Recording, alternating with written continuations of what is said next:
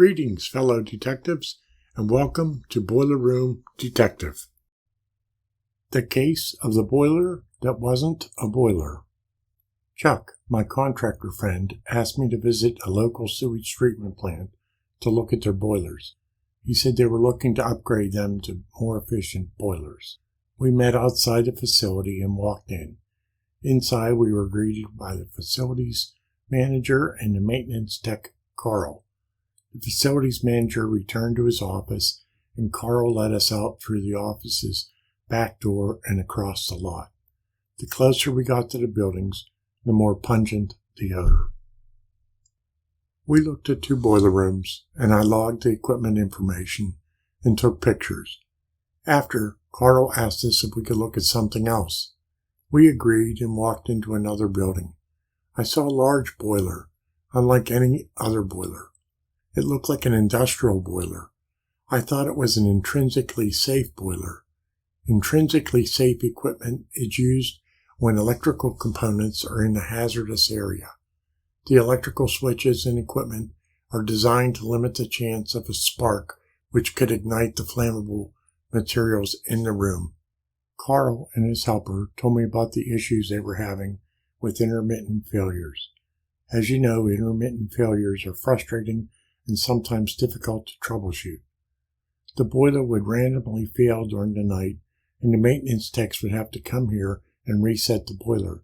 It's been doing that since it was installed a few years before. I asked what they had to reset, and they pointed to a flow switch with a manual reset.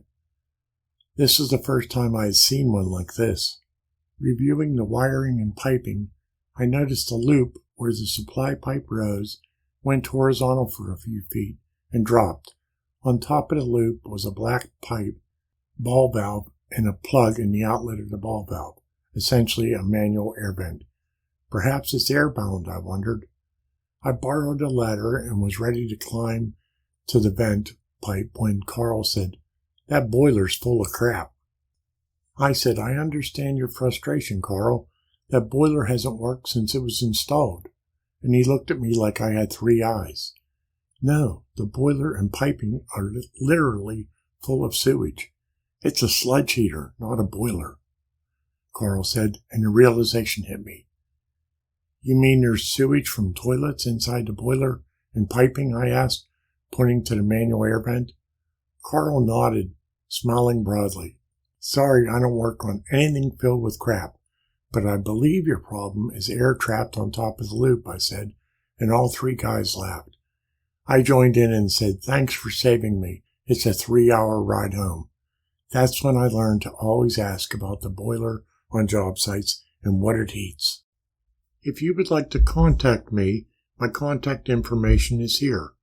In addition, I have 2 websites. BrewingWithSteam.com has my monthly blog posts on steam systems for breweries, and Fire Ice Heat is my company website. I have written 11 books on boilers, and they are available on Amazon. In addition, you can find some of my writings in these fine publications. Thanks for stopping by Boiler Room Detective, and I hope to see you on the next case.